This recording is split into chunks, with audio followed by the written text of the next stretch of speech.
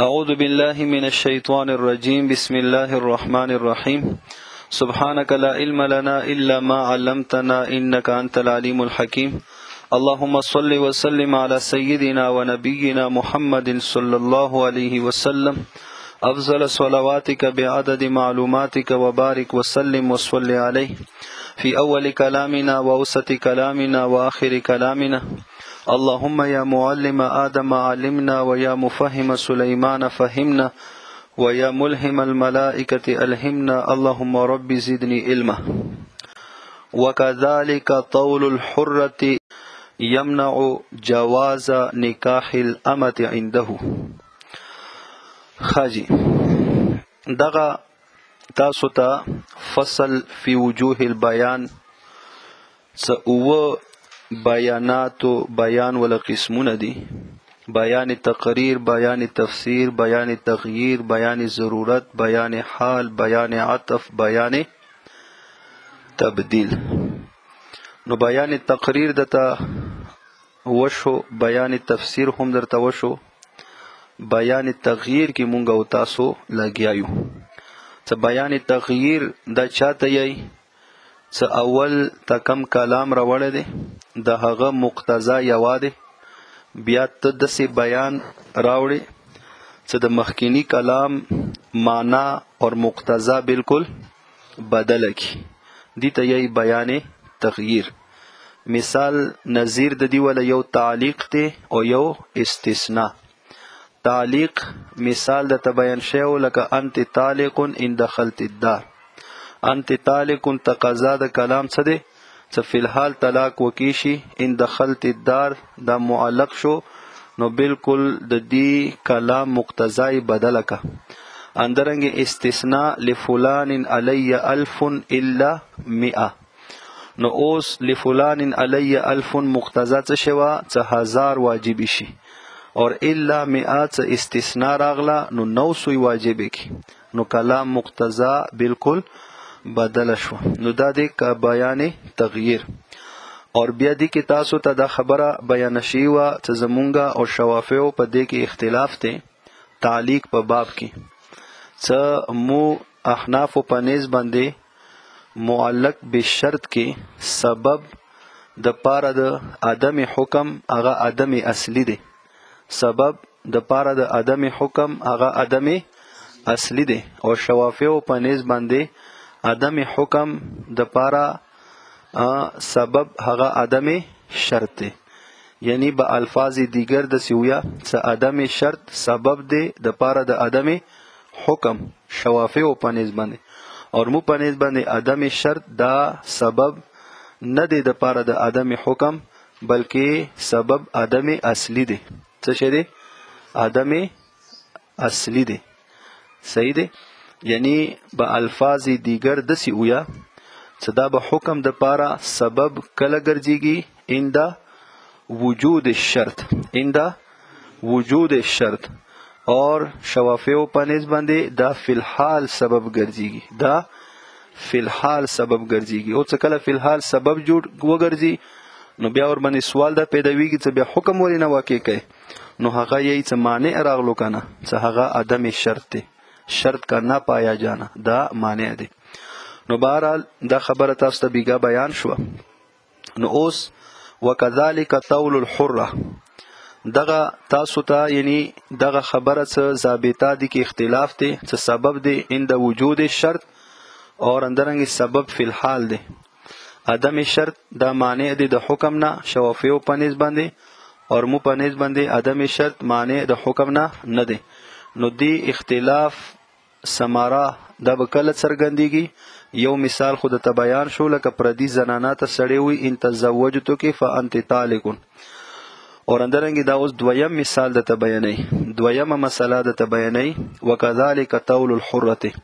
نو دغه کومه ضابطه دی کنه دا به تاسو خپل ذهن کې خپه خاکو دی وجنه مارته دو درو طریقو سره بیان کا. صحیح شو؟ نو د به الفاظ دیگر سره څه بیان کیږي کنه د واجنه څه تاسو مزغو کې د خبره کینی په دې طریقې خکینه نسته، په دې طریقې کې نه او په دې طریقې کې نه، نو مزغو کې خبره کې نسته. اور بلا اندی کې یو دغه خبره ذهن کې کینو نو بیا به دغه مسله نور هم مونږ او تاسو ته واضح شي. هغه داسې چې شوافیو په نسبت باندې عدم شرط دا مستلزم دی عدم حکم ته. څه مو وویلو؟ عدم شرط دا مستلزم دی عدم حکم ته. اور مو احناف په نسبت باندې عدم شرط دا مستلزم نه دی عدم حکم ته. مو احناف په نسبت باندې عدم شرط دا مستلزم نه دی عدم حکم ته. پوه شئ په خبره؟ حاجی څه کله مستلزم نه دی کنه، مو احناف په نسبت باندې مستلزم نه دی، نو بیا دغه آیت مبارکانه خو دا مسله معلومیږي چې د دې کې شرط نه دی موندل شوی، نو لہذا عدم حکم بوي. خو چې مو په نسبت باندې دغه عدم شرط دی عدم حکم ته مستلزم نه دی، نو لہذا نور نصوصونه مونږ دغه مسله ثابتول شو. څه بوي؟ چې نور نصوصونه چې مو احناف په نسبت باندې عدم شرط دا مستلزم نه دی عدم حکم ته، نو لہذا نور نصوصونه مونږ دغه مسلې اثبات کول شو. دغه مسلې اثبات کول شو. ګوره مثال اوس راش. مثال دا دی، مسله دا دی چې یو سړی د آزاد ښځې سره د نکاح کولو قدرت لري، نو آیا دا وینځې سره نکاح کولی شي او که نشي کولی؟ مسله دا دی. نو شوافیو حضرات تو په نیز باندې چې یو سړی آزاد ښځې سره د نکاح کولو وس طاقت لري، نو دا وینځې سره نکاح نشي کولی، او مو احناف په نیز باندې کولی شي. هغه د پر دلیل څه شی دی؟ هغه د پر دلیل دا دی چې قرآن مجید دغه آیت مبارکه څه الله تعالی فرمایي کنه، فمن لم یستطع منکم طولا ان ينكح المحصنات المؤمنات، هغه څوک چې هغه طاقت نه لري د تاسو نه طولا د طاقت د قدرت ان د دې خبره ينكح المحصنات المؤمنات چې هغه نکاح وکي پاک دامنو آزادو مؤمناتو خدو سرا، فمما ملکت ایمانکم من فتياتکم المؤمنات، پس بازی د هغه نه چې مالکان دي هغه خیله سونه د تاسو رونو ولا من فتياتکم یعنی وینځي د تاسو المؤمنات چې هغه ایمان ولا وینځي دي. صحیح شولا؟ نو بس هغه خلکو د پاره دغه وینځي شتا کنه چې آزاد خدي سره نکاح کولو طاقت نه لري، نو لہذا وینځي سره به نکاح وکا. صحیح شولا؟ نو هغه یې چې ګوره اوس یو سړی دی هغه طاقت لري، نو ګوره اوس دی کې شرط موجود شو؟ نشو موجود، ځکه چې اوس وینځي سره نکاح کولو شرط څه شی دی؟ عدم قدرت. څه شی دی؟ عدم قدرت. چې اوس کله د آزاد خدي سره د نکاح کولو طاقت لري، خو شرط ختم شو کنه. چې کله شرط موجود نه دی، نو لہذا حکم هم موجود نه دی، نو دا وینځي سره نکاح نشي کولی. نو مو احناف په نسبت باندې چې عدم شرط دا معنی د حکم نه دی، عدم شرط دا مستلزم نه دی عدم حکم ته، نو لہذا نور نصوصونه ته د دې مسالې اثبات کولی شي. لکه نور مونږ د پر دلیل واحل لكم ما وراء ذالکم، یعنی تاسو د پر حلال ګرځولي شوی دی دی علاوه دغه خزونه، یعنی دغه ذالکم کې اشاره هغه محرمات ته دی. څلورمې سپارې اخیرنۍ آیت دی کنه، حرمت علیکم امهاتکم، نو بیا مخکې ذکر دی والمحصنات من النساء، نو دغه خزونه علاوه دغه محرماتونه علاوه نور خځې تاسو ته پر جایز دي. دغه نورو خځو کې وینځي هم شامل دي، ځکه وینځي خځې خودي کنه. اندرنګ بل آیت دی د پاره الله فرمایي فنکحوا ما طاب لكم من النساء، چې نکاحونه وکړو تاسو هغه خځو سره چې هغه تاسو خوښوي وي، من النساء د خځو نه. اوس من النساء د خځو نه، نو دا نساء عام دی، دی کې آزاده ښځه هم شامله دی او دی کې وینځه هم شامله دی. نو دغه ځینه مونږ اثبات کولی شو. نو مو احنافو په نیز باندې که چېرته یو سړی طاقت هم لري د آزادې ښځې، بیا هم که چېرته هغه یوه وینځې باندې ماړه وویشته، زړی ور باندې خوږ شو، نو بس هغه ودولی شي، ودی دی کې. صحیح شوه؟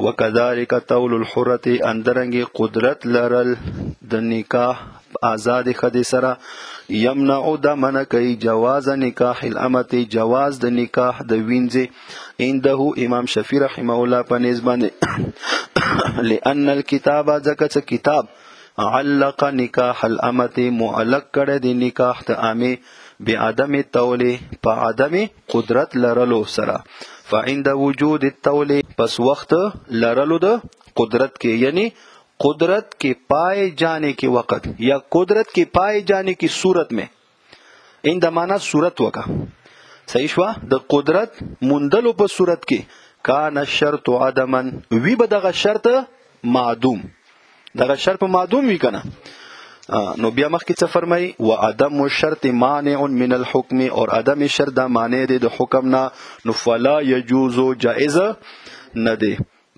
مولا اقوال د تاخير کې بیانې خاطر دویمه مسله اندقه شانت دي نو بیا په زیاده تدواړه زمونږ اقوال بیانې وکذالک اندرنګ ما خو ته بیان کو کنه وکذالک قال الشافعي د بل مسله دي اختلافي مسله ده چې یو خزه دي اغا متولقه دي نو اوس دغه متولقه خزه ولا نفقه په دوران عدت کې په خاوند باندې واجب دي او که واجب نه دي نو زمونږ احناف په نسبت باندې واجب دي نفقه ورته ورکوي په دوران عدت کې اور شوافی په نسبت باندې هغه شرط لګي یای ک چرته دغه خزه حامله و نو بیا به نفقه وی او که چرته د حامله نه و نو بیا به نفقه نوی په خاوند باندې یره دلیل هغه دلیل پیش کړي وإن كن أولات حمل فأنفقوا عليهن حتى يضعن حملهن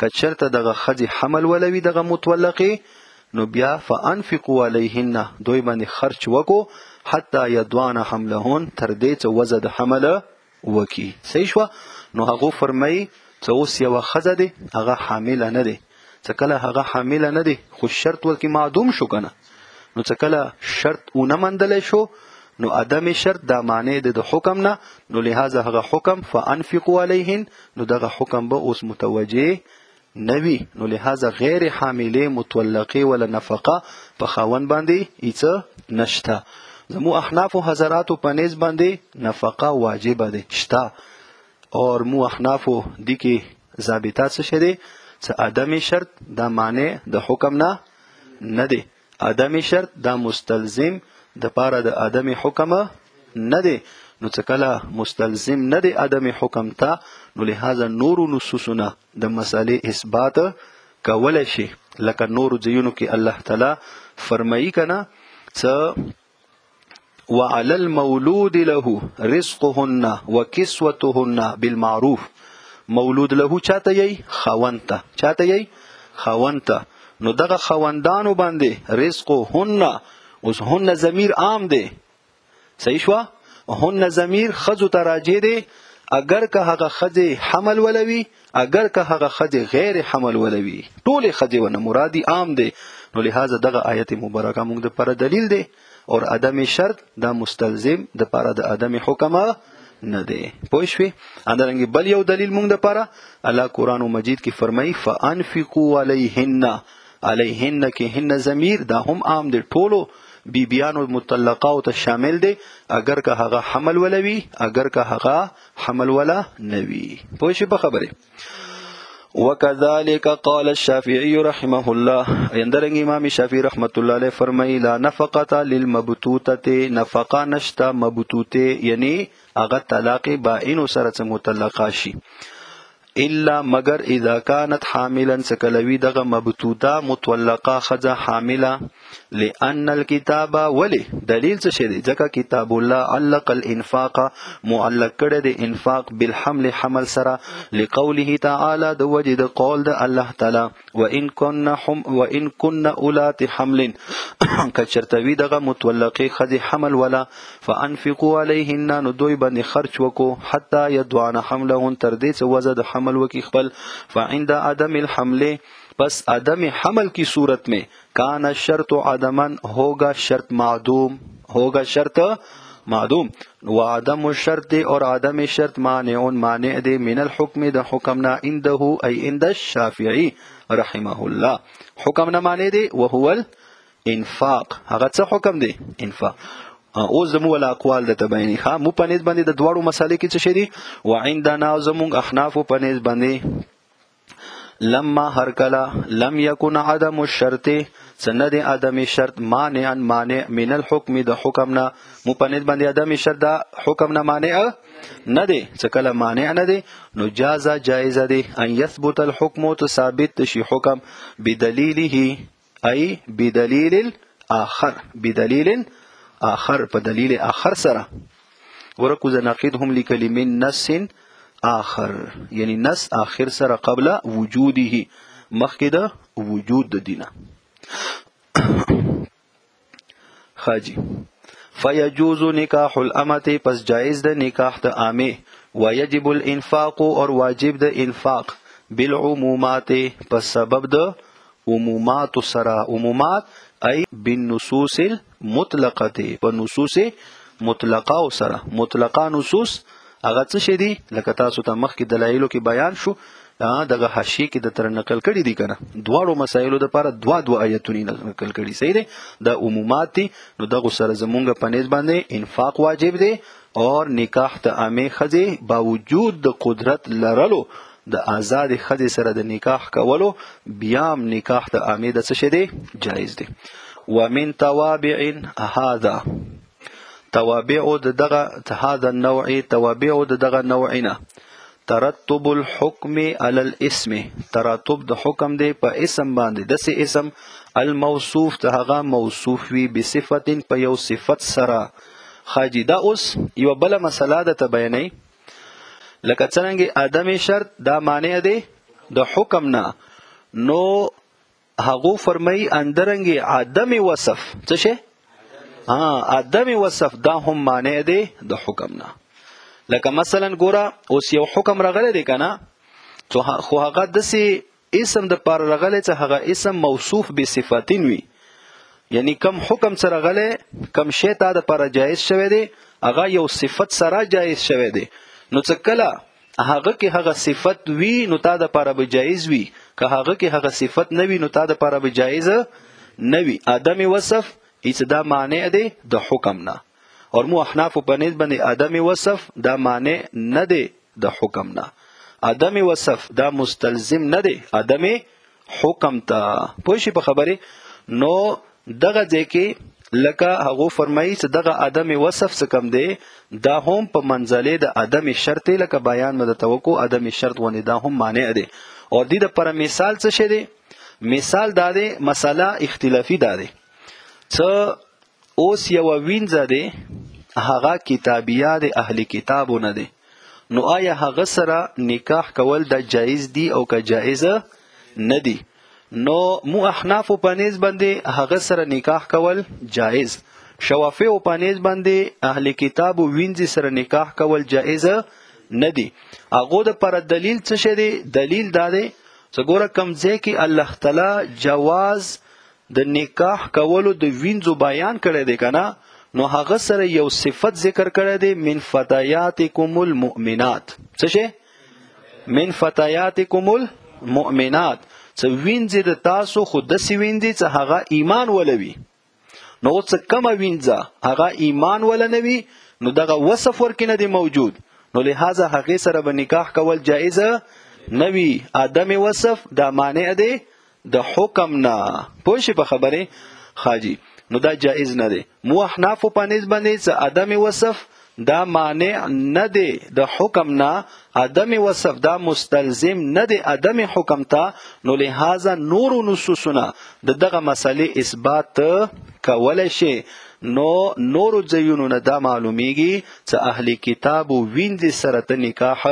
کولای شي اهلی کتاب وینځي سره ته نکاح کولای شي هغه د پر دلیل څه شدید شپږمې سپاره آیت ته وطعام الذين اوتوا الكتاب حل لكم وطعامكم حل لهم والمحصنات من الذين اوتوا الكتاب ګوره اوتوا الكتاب محصنات من الذين اوتوا الكتاب اهل کتاب ولا وینځي هم تاسو د پاره حلال دي. صحیح شو.